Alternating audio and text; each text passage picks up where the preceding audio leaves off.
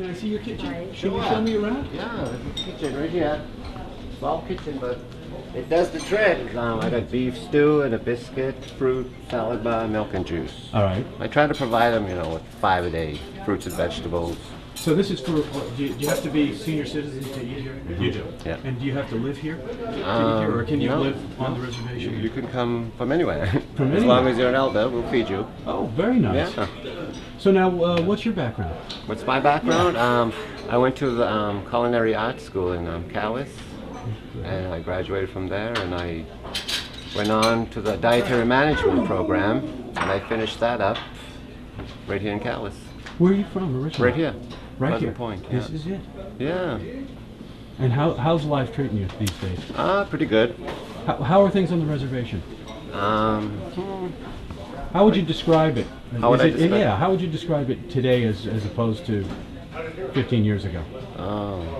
I think we're a lot better off today.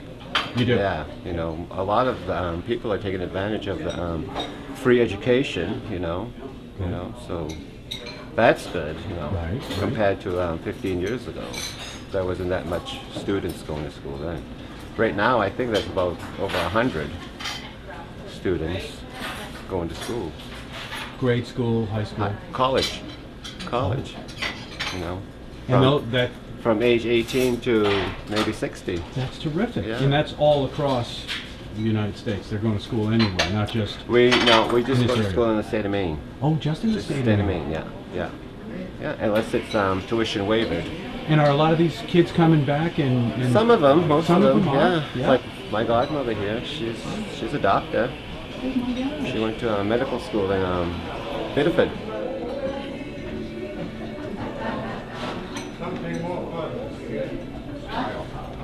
How are you guys? Oh, all right. How's the chow? Not too bad? Are you are you a vet?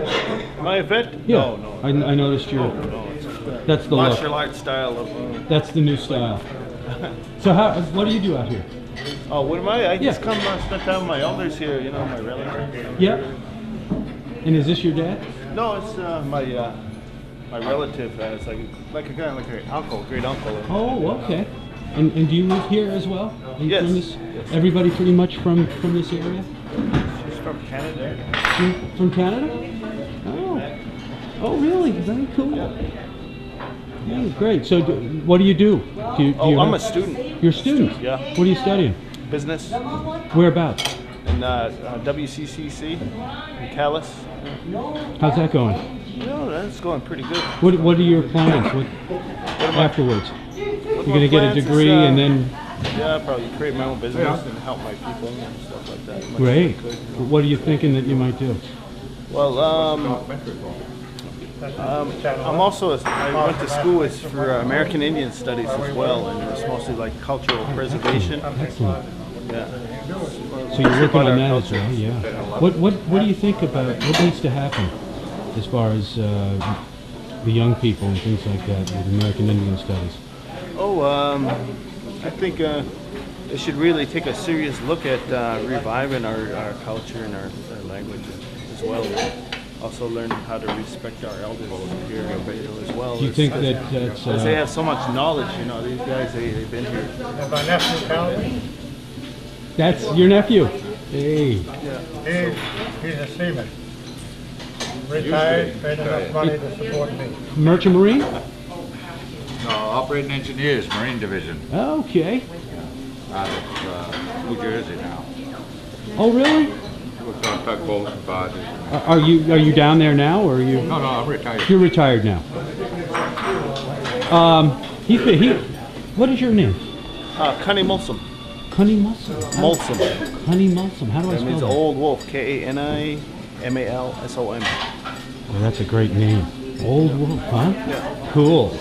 So, so what do you think? I mean, as far as the young people are concerned, what can we do to teach them that the ways of the tradition and A lot of the ways is through our sweat lodges. We have our teachings, elders teaching of our language. There's there's other things. There's all hunting skills and stuff like that. You know, how to canoe and, you know, making the baskets, those shark baskets, making the canoes, and then different survival tactics out there that some of our elders possess. You know, And how are kids today kind of grabbing onto that, or are they? Yeah, there's a few of them, you know. Mm-hmm. A few of them still like to hold on to our culture and stuff like that, really eager to learn from our past, our traditions and culture. You know, and plus we have a lot of our ceremonies still going. We have sweat lodges. You know, I'm a sweat lodge keeper. What does that mean? What does a sweat lodge do? Sweat lodge is it's called the womb of Mother Earth. You know, that's where we go and pray. It's a dome-shaped structure made out of you know, boughs. We've been over mostly alder. We build them, tie them, and we cover them. And then we go in there and we say our prayers. We draw them and sing and we speak in our language. Pray to the Creator, offer the respect of everything around us, all our surroundings. You know, and we also do the sun dance, sacred sun dance. I've been sun dancing. I'm one of the leaders in the sun dance. Sundance. That's another form of praying. Yeah, it's a form of praying. Mm-hmm. It's, we fast. We don't eat for 4 days. Drink water for 4 days, and we dance sun up to sundown. No food or water. It's a real tough. Where does that happen? We usually go up with our other relatives, the Mi'kmaq and Maliseet and Penobscot, up in Canada and do it. And eventually there'll be one coming here soon when it's time. That must be amazing to see. It is a quite. I mean, after 4 days, you quite must the thing. Yes, it is. So, be kind of hungry and yeah, after 4 days and it's tired. That's what we go. We need to empty ourselves for the Spirit to come in and, you know, give us our teachings and our stuff that we do, stuff like that, you know. Oh, that's interesting, man. But it's amazing, and it helps our youth. It's for our future. You know, we need to survive. You know, keep our culture alive, and that's why we do it. And it helps our sick people. I think it helps everybody Stuff, yeah. to know that this culture of our American Indians is growing and being appreciated. See, our biggest battle now is drugs and alcohol. That's the only thing that's killing our people. You know, we need to get away from that, really, to help heal our people. How do you think that can be done? Through our culture and ceremonies. You think so? Yes, we survived for thousands of years without that, and you know, just so the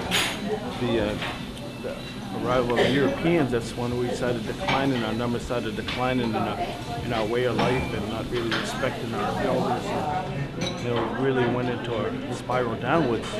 But in the revitalization of our culture and our ceremonies, really Speaking about the Indian devil. helping our ways come back. You know, Over here, like. and really, you know, like my past, you're growing up in this eternalized oppression here within the community, you know, and so you, it really hinders our growth as a people.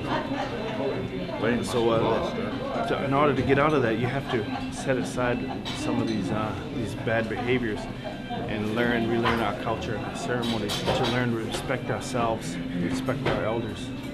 And I find that's the only way we could do it is through our culture and ceremonies. As I remember growing up in that eternalized oppression, there was nothing here for us. No really? Role models until the elders started bringing our traditional people in. And now I found out who I am as a native person. But you were lost at one time yourself? Yes, I was. I was involved in drugs and alcohol. You're right. And the only thing that took me out of that was my culture, my ceremonies. You know. So you could, Sundances. now that you've been through that, you be able to help other kids. Yeah, I used to work for the youth as well. I was a cultural youth counselor for the Boys and Girls Club, the Passamaquoddy Recreation Department. Yep. You know, Excellent. and so I did sweats for them, and we did drumming and singing and different ceremonies, teaching them how to smudge with our way, the Passamaquoddy way, the Wabanaki. Yeah. So they're coming around though, slowly, but it's coming. Yeah, that's our biggest battle. Is we got to have to get rid of the drugs and alcohol. That's really killing our people.